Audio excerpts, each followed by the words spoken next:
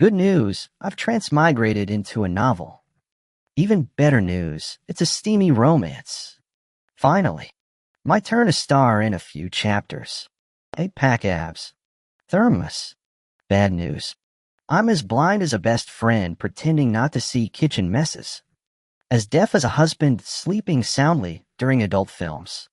And as drowsy as commuters on a packed train. These scenarios make me both participant and spectator. One moment, giggles.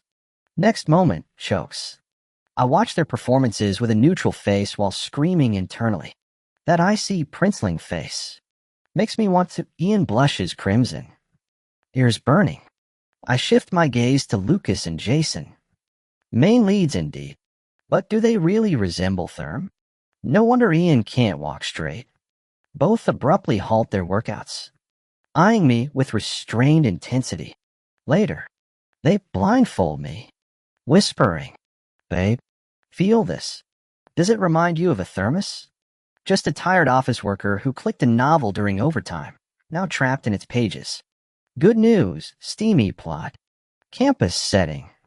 Three-way tension. Bad news, I'm background decor. Not even a supporting role. Universe. I'll stop calling you grandma since you clearly disown me. All these hotties exist just to torture me. Whatever. I'll survive by shipping the main couple. Lucas does crunches in the dorm while I pretend to study. Same unopened textbook for 30 minutes. Eyeing those sculpted abs. I internally shriek. Holy hell. Those defined ridges. No wonder Ian's living his best life. Lucas's sharp features, hollowed cheeks. Hunter's gaze. Legacy wealth make him campus royalty. Meanwhile, my NPC bodies, all noodle limbs and zero muscle tone. Ethan. Mind helping me stretch?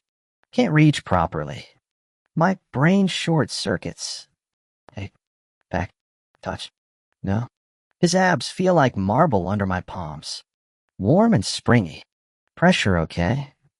He lies flat, watching me struggle from my crouch. Too awkward. Sit on my thighs, better leverage. At my hesitation, he adds, standard post-workout protocol.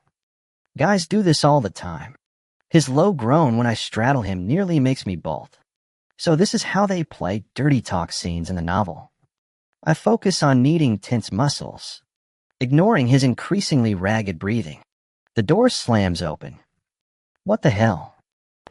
Jason, sweaty from basketball, drags me upright like Cotman affair. His curls bounce with barely contained rage. One punch from those biceps could send me to the afterlife. I calmly explained. Lucas just finished working out and asked me to help stretch his muscles. Jason eyed us suspiciously, seeing nothing unusual about our expressions. He slowly released his grip on me. Better keep it that way. I'll be watching. He growled before muttering under his breath. Disgusting perverts. My mouth opened to protest, but no words came out. Jason had always disliked me, constantly picking on me for no reason. As a deeply closeted guy with internalized homophobia and a hair-triggered temper, he preferred solving problems with his fists, though his character had passionate fans in the novel. Facing his wrath in real life wasn't worth it. Lucas stood rigidly. Only twisted minds see depravity everywhere. What the hell are you implying? Jason snapped. Take it however you want. Why so defensive? Lucas shot back, completely unfazed, as their confrontation escalated. I hastily intervened. Guys, we're all roommates. Miraculously, the tension dissolved. Jason glared daggers at me before storming off, leaving awkward silence in his wake. Sighing, I handed him his clothes when he demanded them from the shower later. Being the pushover roommate sucked. He emerged wearing only swim trunks, water droplets tracing paths down his sculpted torso. I averted my gaze while thinking, dude, put some clothes on. You might not be gay, but I am. Now I'm stuck between staring and being accused of perving. Damned if I do. Damned if I don't. Well, in for a penny. Jason's ears flushed pink. Don't get any ideas. You'll never have this. Yeah, Mr. Perfect Physique, I replied casually. His eyes lit up. You really think so? Absolutely. Those defined abs.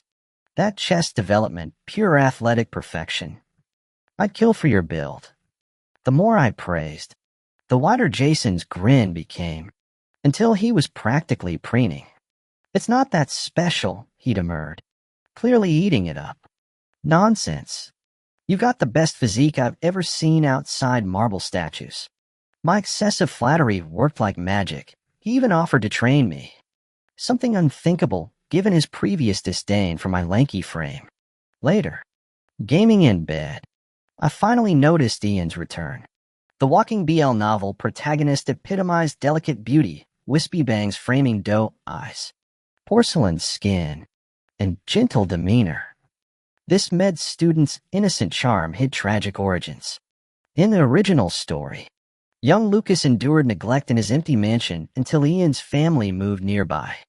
Their childhood bond deepened through shared meals and sleepovers, continuing through college. Everything shattered when Ian's father abandoned him to settle debts, leaving the youth at Lucas's mercy. What followed was classic toxic yaoi confessions turned to obsession. Escape attempts foiled, until Jason entered as the second possessive love interest. Only after 180 chapters of angsty smut did the trio reach their happy ending. I mused, thinking about their complex relationship. People can't just give up after over 180 chapters because of sympathy. Ian, just got back from your part-time? I couldn't help but show concern seeing Ethan's slender frame. He looked painfully thin, the kind that makes your heart ache. Yeah, just now, Ian replied while taking off his blue dress shirt. His arm muscles made me pause. Get some rest, I quickly said. David's definitely taking attendance for tomorrow's 8A class. Our dorms mix Lucas from business school, Jason from athletics, while Ethan and I study medicine. Morning classes are literal torture. I could barely keep my eyes open. Ian, ready to go. Ethan stood up handing me breakfast. Brought this back from my morning run. Eat before lecture. Typical protagonist discipline. I die running 800 meters, yet he jogs daily. My drowsiness faded instantly. You're the best. Whoever ends up with you'll be so lucky. Lucas was already lounging in the classroom. Ethan noticed Lucas, too. His lips tightened in clear annoyance. Right, according to the plot, Ethan's family company just went bankrupt. Lucas started pursuing him around this time, but Ethan's thrown off by his childhood friend's sudden romantic advances. Ian, save you seats. Lucas waved, dragging Ethan over. I pretended not to notice their mutual glarefest, trying to defuse tension. I asked, no business classes today. Lucas pulled milk and bread from his bag. Brought you breakfast. He already ate. Ethan snatched the food. You can leave now. Wouldn't miss Professor Lee's lecture. Lucas smirked, propping his chin on hand. Ethan coldly opened his textbook. Sure you are. God. Those 2 hours were torture. Lucas' intense stares versus Ethan's frosty aura. When class ended, I tried bolting, but both grabbed my arms. Need to talk, they said in unison. Escaping to the hallway, I sighed in relief until Lucas cornered me. Finally free. His breath tickled my ear. What do you want? Need help picking Ethan's birthday gift. Wow. The proposal thing happened so fast. Don't blame me for getting excited. Back when Lucas got rejected, he held a bitter grudge against Ian for 3 whole days. Sure, I should get Ian a gift too. At the mall, Lucas meticulously browsed through diamond rings, occasionally asking for my opinion. I stared at the price tags on the display cases. Stunned. This obscure brand was ridiculously expensive, tiny ring costing 6 figures. But I guess you get what you pay for. Lucas' fingers were slender yet strong, glowing with a pearly sheen, neither too delicate nor overly rugged, the kind that could easily go viral online for their perfection. Ethan, try this one. Lucas shoved a ring toward me while I was still zoning out over his hands. I didn't snap back to reality until he forcefully slid the ring onto my finger. What's this for? My face flushed instantly. Lucas smirked, eyes glinting with an unreadable emotion. What are you overthinking? Just testing the ring. But why me? I stammered. Your hands look just like Ian's. He replied cheerfully. Oh, really? My voice dropped. Honestly, looks-wise, Lucas was totally my type, sharp features, a chiseled jawline, paired with those smoldering blossom eyes. When he wasn't smiling, his thin lips pressed into a line like a Greek statue. When he did, it felt like spring thawing frost. But I knew my place, a background character who only hung out with him because we shared a dorm and I majored in the same field as Ian. Why overthink this? Lucas ruffled my hair. See anything you like? Pick one. No thanks. Not really into this brand. He finally settled on a pair of matching rings and strutted away. Satisfied, I wandered the mall, clueless about what to get Ian. Since he's a study-obsessed genius, maybe a new tablet for his classes? While testing the latest iPad at the Apple Store, Lucas suddenly asked, Ethan, you've been hanging around Ian a lot lately. Oh, he's jealous. No wonder he dragged me alone to shop for Ian. Keeping a straight face, I said, Nah, Ian's been cramming for finals. You know how he is, always acing stuff. Just picking his brain. Huh, you're so good to him. Lucas muttered sourly. It's nothing. He's a close friend. Brush it off. Stop with the baseless jealousy. Ethan, someone called. I turned. Speak of the devil. Jason and his crew swarmed in, gym bags slung over their shoulders. Fresh off the court. Probably here to eat. Jason's gaze flicked between me and Lucas, lingering on the shopping bag in Lucas' hand. You two on a date? Seriously? Dude? Since when does shopping equal dating in your straight bro logic? Lucas abruptly slung an arm around my shoulders. Just bonding with Ethan. Jason froze. Oh, really? Lucas snorted. Yeah, obviously. It took Jason a second to process before he glared daggers at Lucas. A blonde guy in his group broke the tension. Boss, we still eating? Yes. Ethan. Jason gritted his teeth. You eaten yet? Hard pass. Dining with you might shorten my lifespan. Before I could answer, Jason yanked me toward him. Let's grab food. Wait, his entourage suddenly sprang to life, herding me forward like NPCs. The private dining room's ambience, wooden decor, faint fruit scents, trickling water sounds, and Gucci music should have been serene. Instead, the air crackled with hostility. Ethan Black was abruptly yanked over by Jason Gray. Ethan, come sit with me. Lucas Carter immediately countered. Ethan, sit by me. With me. Over here. Ethan, which side are you choosing? Both turned their conflict toward me. TV dramas made such scenes look childish, but reality trapped me between two impossible choices. Neither guy could be offended. I forced an appeasing smile. We're all friends. Why don't I sit in the middle? That way I'm with both of you. After we settled, Jason began needling. Has the Carter Empire collapsed? Can't even afford your own meal. Lucas? At least I'm not mooching off others. Put this on my tab. Lucas calmly peeled an orange and handed me a slice. Not to be outdone, Jason grabbed a cluster of grapes from the fruit platter and thrust it into my hands. Their intense stares locked onto me, the private dining room plunging into tense silence. My gaze darted to Jason's basketball teammates, their faces plastered with popcorn-munching anticipation. Even bystanders could smell the melodrama. Closing my eyes, I set down both fruits and picked up a watermelon wedge. Sorry, guys. Not into these. Watermelon's my favorite.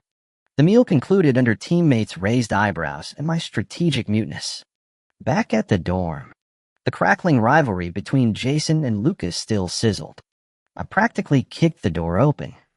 Thank God Ian was here, human air conditioner against their heat. Our resident genius sat sculpted at his desk. Icy perfection making him look like limited edition anime merch. Who could resist? Ethan, why are you back with them?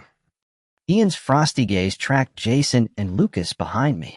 Just bumped into them after handling something off campus. I deflected, not wanting Ian to misunderstand. Oh. Ian's glacial features softened as he produced a pastry box. I brought you those cream puffs from the off-campus bakery. My eyes welled. The legendary bakery with 3-hour lines. My broke student's soul had yearned for months. I lunged to hug him. Ian, you absolute angel. I'd do anything for these. His pale fingers carted through my hair as he offered the box. I'll get more next time. Those stuff from dinner. My stomach magically made room. Mid-bite. Sudden Arctic drafts hit my back. Jason and Lucas had transformed into twin grim reapers radiating frost. Whatever. Ian might be their love interest, but today he was my pastry deity. Let the ice princes freeze. Lounging with desserts and AC blasting on this class-free afternoon? Peak college life. My phone buzzed with Ian's message. Need to discuss something. Free this afternoon? Curious. I typed, sure. What's up? Help me apartment hunt? Moving off campus for internship commute. Don't want late returns disturbing everyone. Classic Ian, considerate to a fault. Of course. Though our dorm's pretty convenient. Seriously, Ian? I gaped at the sprawling estate. The secluded mansion's rose garden screamed old money. This is farther than Siberia from campus. This is the property my mother left me. You probably know what's been happening with my family lately. I've been having trouble sleeping, and I was worried about disturbing you all, which is why I wanted to move out. Ian looked utterly despondent, leaving me at a loss for comforting words. Ian's father was such a scumbag. How could anyone abandon such a sweet angel? Seeing his fragile yet stoic expression, my heart ached. The novel had summarized this in mere paragraphs, but reality meant 3 agonizing months for Ian. The book only mentioned Ian being forced to liquidate all assets, even his mother's jewelry, after his company collapsed. Debts piling up. Though Lucas eventually redeemed those heirlooms, the trauma remained painfully real for Ian. Ian, don't lose hope. Possessions come and go. I know you'll reclaim what's yours. Kani ukyo. Ian's tear-brimmed eyes met mine. My resolve crumbled as I opened my arms. Ethan, you're the best. His embrace tightened desperately. That's what friends are for. Promise you'll tell me if anything's wrong. I'll always help. Ethan, his voice cracked. What is it? I rubbed his back soothingly. He buried his face in my shoulder. Silent. Did someone hurt you? Was it Lucas? Ian nodded against my collarbone. Trembling. Screw that jerk. Don't listen to his crap. Stick with me on campus. I'll be your human shield. Lifting his head, he whispered, You're all I have now. Ethan, could you let me move in with you? Those pleading eyes shattered my defenses. I reluctantly agreed, rationalizing. Buying time couldn't hurt. Plus, his homemade cupcakes were divine. Maybe I could mediate between him and Lucas before Jason developed feelings. If childhood sweethearts like them reconciled, that'd be the perfect ending. Back on campus, destiny served me Jason at the basketball court. Ethan, want to shoot hoops? Perfect. No need to invent excuses after his previous offer to work out together. In the original plot, Ian had nursed Jason's sprained ankle, sparking misplaced gratitude that later morphed into romantic tension. If I intercepted this meet-cute, maybe I'd prevent those feelings entirely.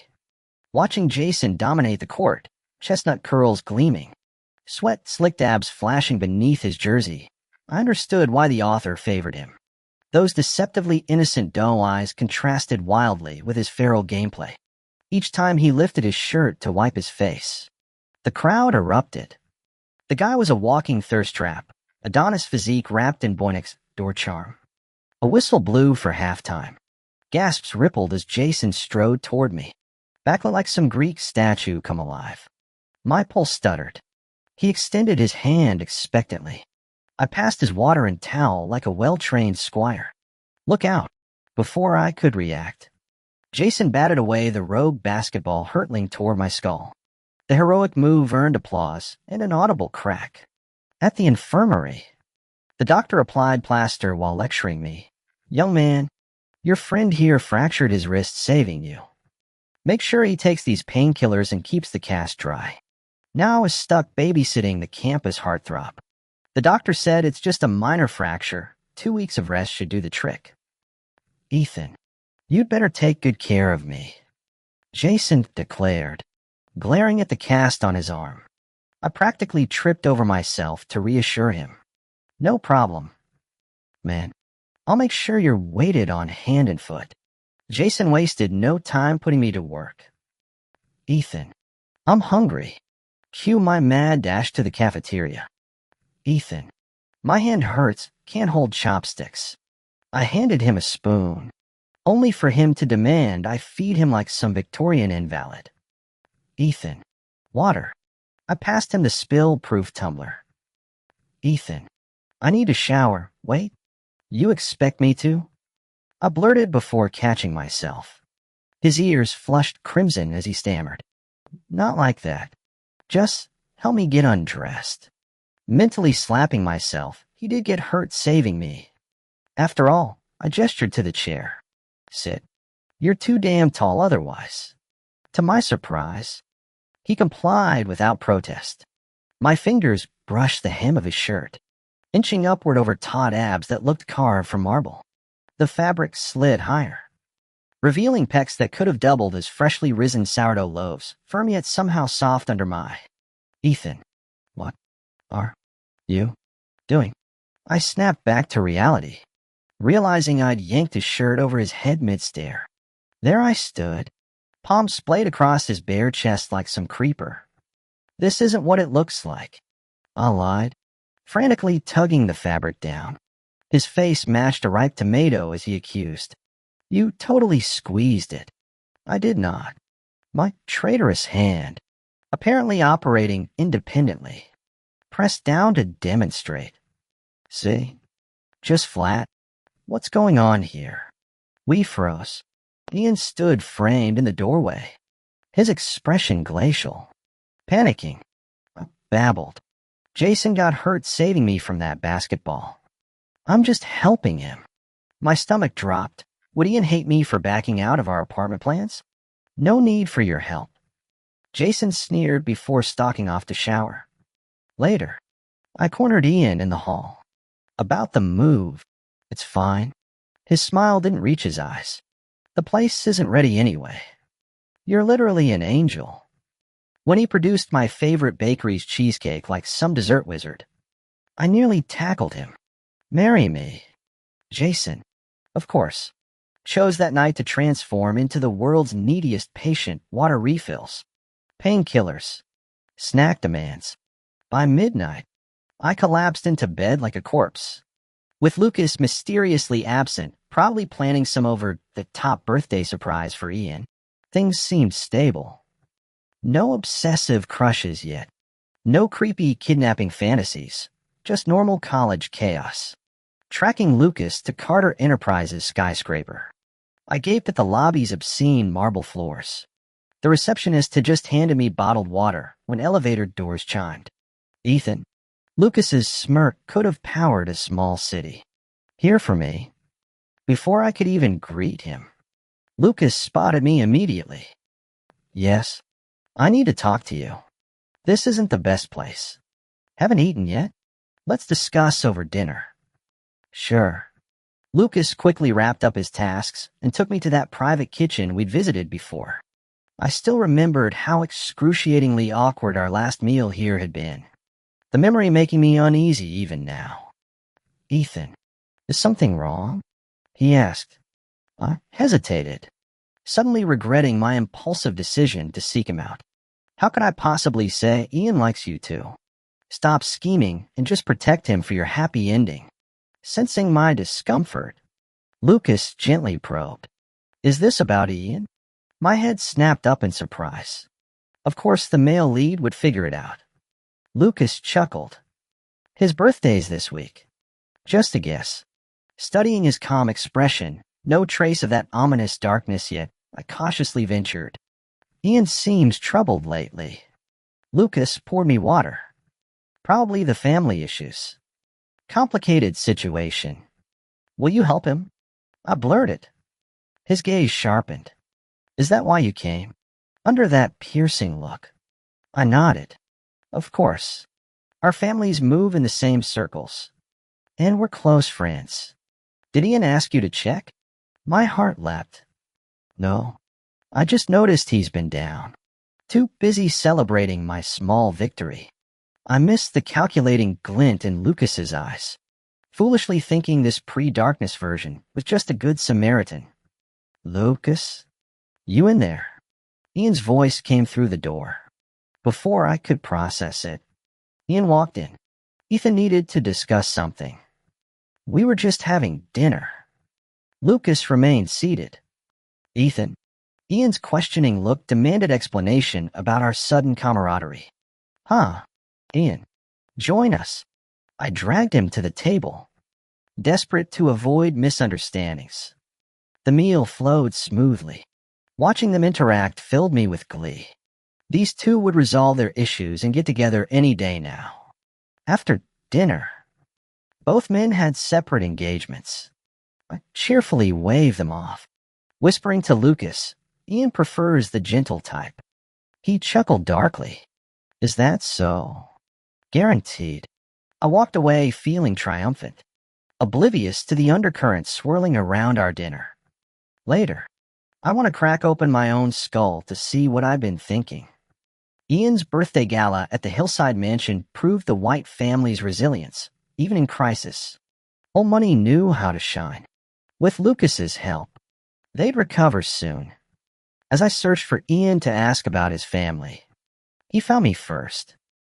Ethan, I'm glad you came. I handed over my carefully chosen gift. Happy birthday. And his smile warmed. There's something I need to say.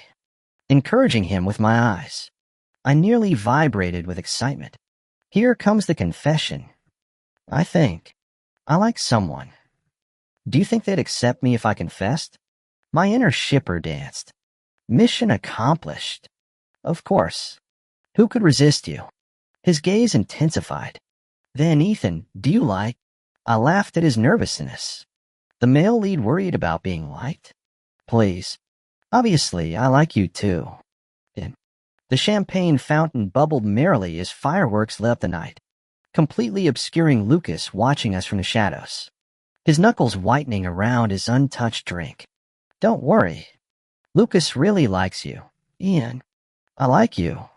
Will you be with me? Before I could finish, I froze when Ian abruptly cut me off mid-sentence. Ian, I've liked you since freshman orientation. That's why I've always stuck around. I pushed Ian away in panic. No, no, no. You're supposed to like Lucas, not me.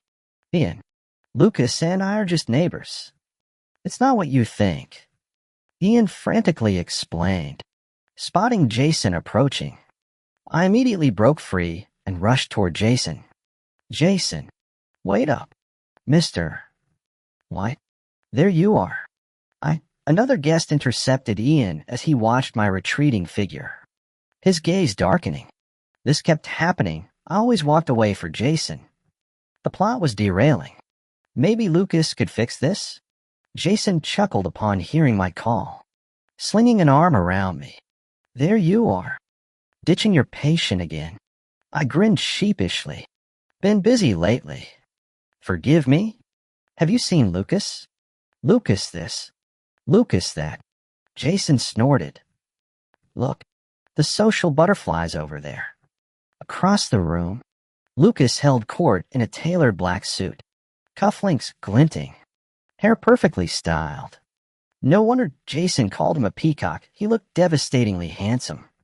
Spotting us, Lucas excused himself. Ethan, why are you standing here? Jason smirked. Watching the peacock strut, Lucas ignored him. You look different today, Ethan. Before I could ask, Lucas answered, exceptionally beautiful. Jason burst out laughing. Save that crap for kindergartners. Undeterred, Lucas kept staring. Thanks. You look sharp too. Big plans tonight? I prayed silently. Yes. Lucas smiled. I exhaled in relief. Ian went inside if you're looking for him. Not here for Ian. To my horror, Lucas produced the engagement ring we tried last week, dropping to one knee. Ethan, will you be my partner? Time froze. This was supposed to be Ian's scene. Lucas, you son of a bitch. Jason tackled him mid-proposal. As they brawled, I spotted Ian watching from the crowd, his shattered expression visible across the room. Despite the chaos, my brain supplied absurd Taiwanese drama narration. Stop. Stop fighting. The birthday gala collapsed into farce. What parallel universe was this? Since when did everyone want me? Later at Ian's penthouse, for men sat in suffocating silence. Jason broke first. Ethan, I thought I was your only side piece. Turns out you're collecting our whole dorm. Lucas looked gutted. Did you try rings with all of them? Ian gently offered water. Still moving in with me? I gulped the glass dry under 3 pairs of intense eyes, wishing the floor would swallow me whole. After a long silence, I mumbled, why am I so out of it? Did Ian spike my drink? My vision swam as I patted his shoulder. Good boy. And knew I could count on you. Guess drunkards don't need to answer questions anyway. When I woke again, complete darkness enveloped me. My wrists chafed against rough rope. Kidnapped? I shifted cautiously, searching for escape routes when synthesized laughter echoed through the room. Awake at last, the distorted voice crooned. Let's play a game. Answer right. You walk free. I licked parched lips. This is illegal. The electronic snort carried eerie familiarity. Time dissolved in the void. No light, no sound. Just plush fabric beneath me. Premeditated. My friends. Where are the others? Name your price. We'll pay anything. Organ harvesting horror stories flooded my mind. Was this how I die young? Warm breath ghosted over my ear. Ethan. The voice purred, dropping its mechanical disguise. Did you really think we'd let you go? Ian? I twisted toward the sound. Ian, is that you? Scorching hands seized me. Wrong guess. Little liar. Calloused fingers tilted my chin as searing lips claimed mine. Jerk back. Heart hammering. At 22, I'd read countless romance novels but never been kissed, let alone like this. Lucas? I scrambled backward. Stop this. A furnace-like body blocked my retreat. Still naming others. New lips branded my neck. What about me? The truth crystallized through panic. This wasn't kidnapping. Our dorm's twisted trio had simply shifted their obsession from Ian to me. Ian, I sobbed. Help me. I've always been kind to you. Haven't I? Let me go and I'll forget everything. Cool fingers wiped my tears. Ethan, Ian murmured. Why resist? We'll cherish you. I shook violently. This isn't right. You can't. The blindfold slipped. Blinking in sudden light, I found all 3 looming over me. Ian's arms encircled my trembling form. You already like Jason and Lucas. Why exclude me? Jason and Lucas are your boyfriends. I shrieked. Leave me out of this. Jason snorted, securing a lace blindfold. Enough chatter. Darkness returned as Lucas's chuckle vibrated against my spine. Let's play blind man's bluff. Sweetheart. Lucas's perspective. The new doormate's blushes fascinated me, pink-cheeked rabbit trembling at every glance. Pity he's fixated on Ian. That viper will eat him alive. Odd how the rabbit's laughter hooked me. His every mood shift, joy, sorrow, bashfulness, demanded attention. Why did his closeness to Ian itch like sand in my shoes? Forget Ian. Choose me instead. Ian's perspective. Ethan radiated sunlight through our dreary halls. I orchestrated study sessions. Accidental touches. Anything to bask in his glow. But his gaze kept drifting toward Lucas. My sunlight belongs to me alone. When Lucas caught me sabotaging his chances, we struck a reluctant truce. Better shared light than eternal night. Jason's perspective. Ethan's lingering stares said it all. The way he accidentally brushed my arm during lectures. Textbook crush behavior. Now he'll learn consequences of playing with fire. I always said my charm's too powerful for anyone to resist. That jerk Lucas, don't think I didn't notice him secretly eyeing Ethan. And Ethan's such an airhead. Completely oblivious to Lucas taking advantage. Drives me crazy. I thought Ethan was only seducing me. But turns out he's casting a wide net. Where do I even complain? Whatever. Guess I'll keep spoiling the boyfriend I chose. There was a phase when I craved those off-campus cupcakes. Pestering Ian daily to queue for them. Ian kept warning me about overindulging. But I tuned him out. After 3 straight days of cupcake binges, he finally dragged me to bake them ourselves. Watching him carefully pipe fluffy frosting onto the spongy layers, filling every crevice till the cake nearly burst, then shoving that piping bag into my mouth, forcing me to swallow the excess cream? Yeah, fine. Never wanting cupcakes again. Thanks ever so much. Once Lucas found out about Ian's cupcake project, he insisted on making me seaweed pork rib soup to outdo him. I'm so done with this culinary competition, I don't even like eating that much. But Lucas wouldn't quit. So here's his masterclass. Step 1. Wash ribs thoroughly. Massage them with ginger slices until pale. Step 2. Select pliant seaweed strips to tie around ribs for flavor infusion. Step 3. Enhance taste through positive reinforcement. Praise the seaweed's obedience. Sing to the ribs for juiciness. Step 4. Post-cooking. Savor slowly. Pro tip. Tongue testing maximizes broth appreciation. Leftovers go in thermoses for sharing. Gotta admit, Lucas' soup game's unreal. Main character privilege indeed. Jason recently got this new basketball he treats like gold. Won't let anyone near it. He personally bathes it in foamy cleanser. Fingers tracing every groove during washes. After drying, he'll slowly connect the pump to its valve, pressing hard till the ball swells taut with air, whimpering under pressure. Jason tenderly pats it before injecting another burst. Then,